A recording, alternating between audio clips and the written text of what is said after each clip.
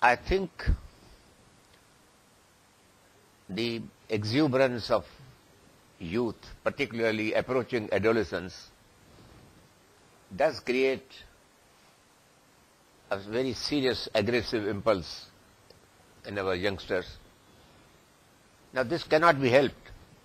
This is natural, and some very serious and experimented and well experimented remedy has to be found for it. The responsibility lies mainly with the parents and the teachers. First of all, you have to canalize this energy in some more social pursuits so that it should not be wasted on some kind of criminal violence, which is now becoming the order of the day. This underscores the importance of sports, particularly sports which require a lot of physical energy and ultimately bring about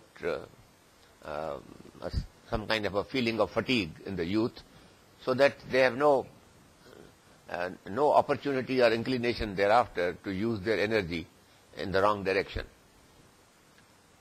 Now, the second is the effect of example. I think we should respect people who have been apostles of non-violence in the past. We should point out what they have been able to do for the good of humanity and how far they have been able to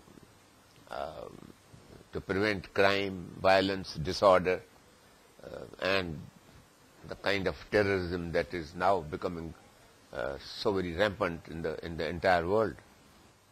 When you teach about non-violence to our youngsters in our classrooms, you must necessarily talk about that great persons, the great men of the world who have devoted themselves to the cause of non-violence and who have made a very serious impact on their societies.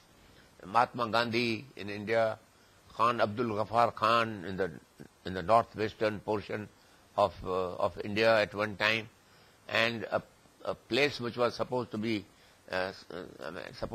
full of violence and violent people, and yet see that he created a party of Khudai Khidmatgars, and he was known as the Frontier Gandhi.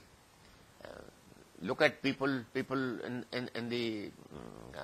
Africa, the way they have ultimately rescued the black populations of Africa from foreign rule by non-violent methods. It has succeeded in South Africa. You have had people like Martin Luther King in the United States, and they have done a great job. Now the lives of these great men must be displayed to our youth people so that they know that you don't become important in the world or make a name in the world by violence and by becoming known for violent activities. You also establish your leadership of the world on the basis of non-violence. I must congratulate you on having this kind of a program in the United States, but it's a program which is functioning in some other parts of the world already, and I'm glad that you have taken this very seriously. And today America is also a place, I think, which has got to be rescued from this violence amongst the youngsters.